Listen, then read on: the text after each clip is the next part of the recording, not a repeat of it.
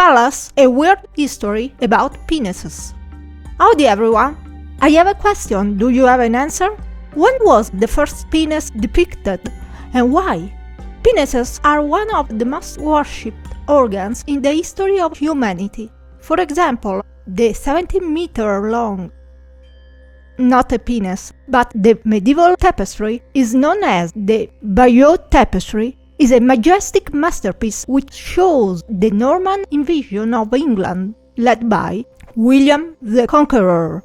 It contains 93 visible penises among the 626 humans and 190 horses, but none on dogs or on any of the other many creatures shown. Why? One reason could be the idea which has spanned the centuries up to the present day that the bigger the penis, the more mighty the man. Also, the horses are probably associated with the power of the man. In fact, the two protagonists shown, Anglo-Saxon King Harold and William the Conqueror of Normandy, have horses with particularly large penises, notes Garnett, and William's horse's penis is by far the largest. George Garnett, a medieval history professor at the University of Oxford, believes that the sheer number of penises is a sign that the designer of the tapestry was a male, and like a teenager, he was obsessed with his own. But for other historians, the explanation is not easy. To us, it seems immature, but it was a sign of power in other periods of history.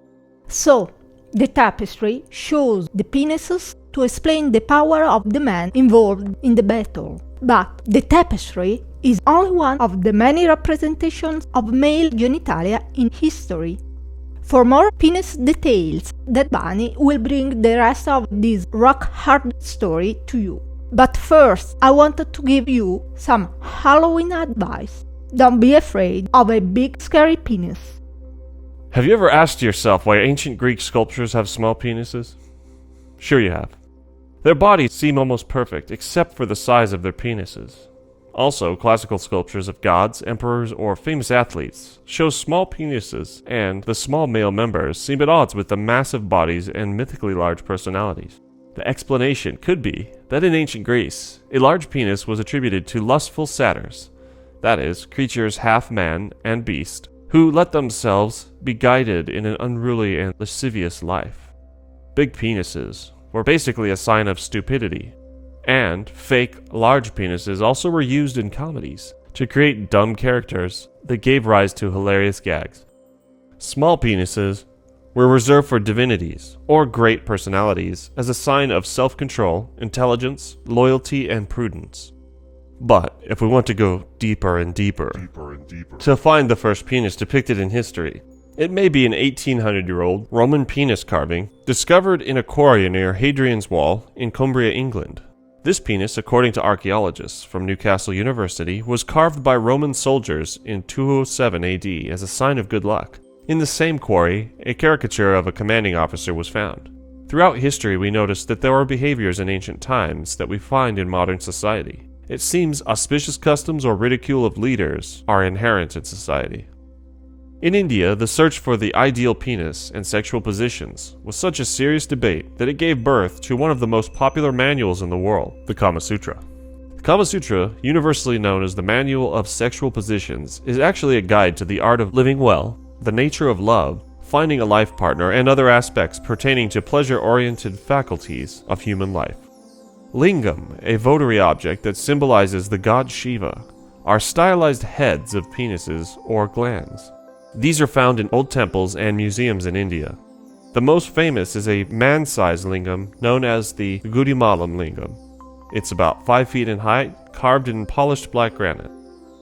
Other famous phallus paintings were found in Bhutan, and they are esoteric symbols, which have their origins in the Chimilakeng Monastery near Punakha, the former capital of Bhutan. The village monastery was built in honor of Lama Drupka Kunli, who served in the 15th to 16th century, and who was popularly known as the Mad Saint or Divine Madman for his unorthodox ways of teaching, which amounted to being bizarre and shocking. Phallus paintings can still be seen on the walls of houses and buildings throughout Bhutan, particularly in villages, and they are traditionally intended to drive away the evil eye and malicious gossip. In Italy during the Roman Empire in Pompeii, a phallus-shaped amulet that protected against the evil eye was found in a Roman toilet. Amulets of this kind were very common at that time, but surely the one found in the bathroom of Pompeii is very extravagant. The amulet is composed of a gladiator who fights his own erect panther-like penis with daggers. Another very funny example is the pygmy who rides a phallic horse, crowns it, and doesn't realize that it is about to be penetrated by the phallic tail. But in Pompeii, penises were everywhere for good luck. One particular famous carving with the name of a phallus with a tail and paws has a meaning which is still a mystery today.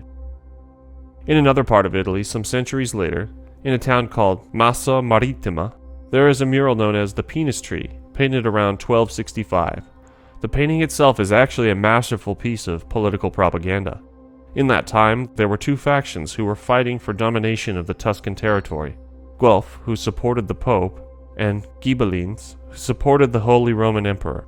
This painting was commissioned by the Guelph religious faction of central Italy against the Ghibellines of northern Italy, implying the village of Massa Marittima would experience sexual perversion and witchcraft should the Ghibellines be given power.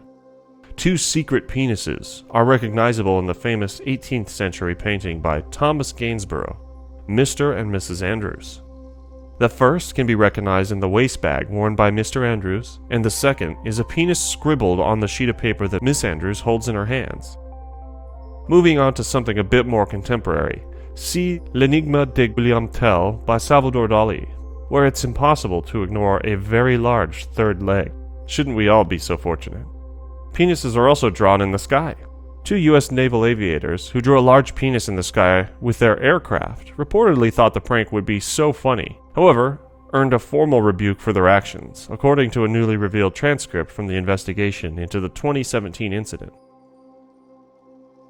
Do you know of other examples? Please be original and leave a long comment now. Your opinion matters. And don't forget to like, subscribe, and share for more strange new stories told by an alien and her imaginary friend, a pair that otherwise can't be found anywhere. Also, if you would like to support us on Patreon, you can find the link in the description as well as our store. If you like this video, please give it a thumbs up. If you don't, press thumbs down twice, just to be sure. Take it easy. Peace. Oh, by the way, I'm an alien. But not that kind of alien.